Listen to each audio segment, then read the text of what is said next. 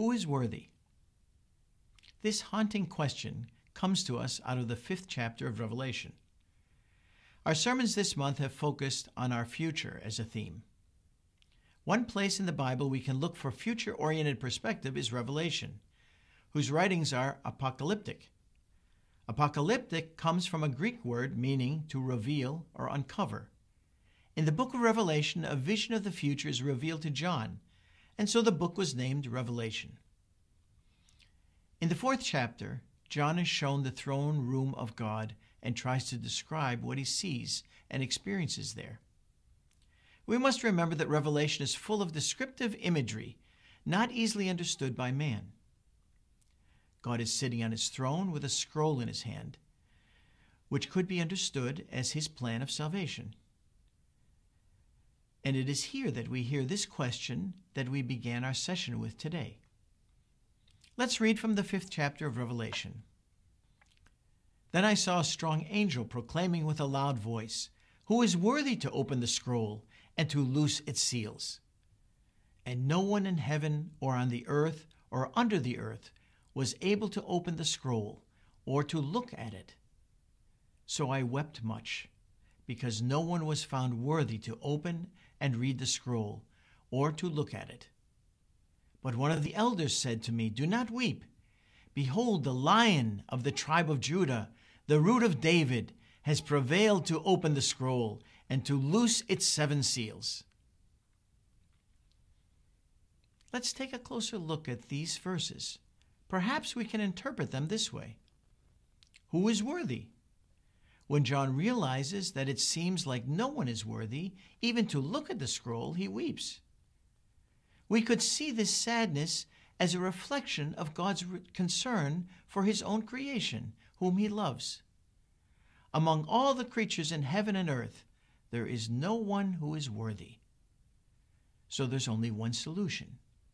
God's only Son must take on flesh and come to earth to fulfill God's plan of salvation for humanity. The elder tells John not to weep. Behold, the Lion of the tribe of Judah, the Root of David, has prevailed.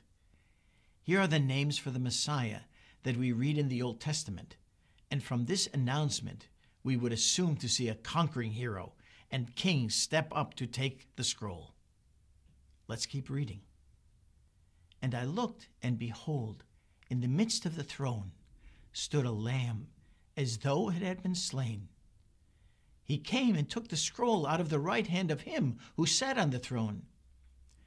Then I looked, and I heard the voice of many angels around the throne, the living creatures and the elders, saying with a loud voice, "Worthy is the Lamb who was slain, to receive power and riches and wisdom and strength and honor and glory and blessing."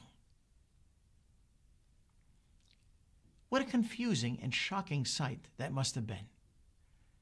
A lamb as though it had been slain.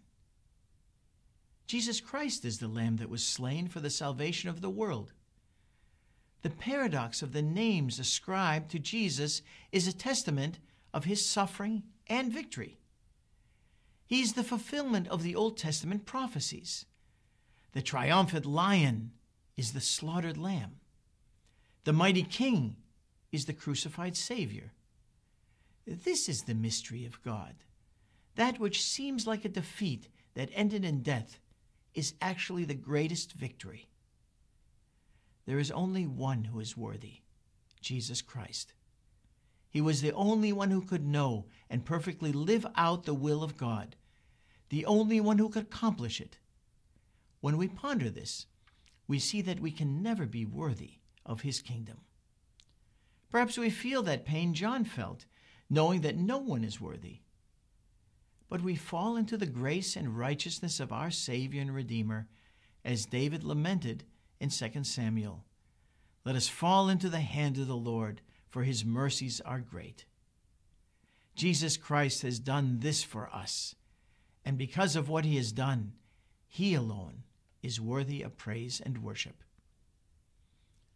As we close our season of thanksgiving, let's focus our thoughts on the one who is worthy and bring our praise and worship to him, as the redeemed sang with a loud voice, "Worthy is the Lamb who was slain."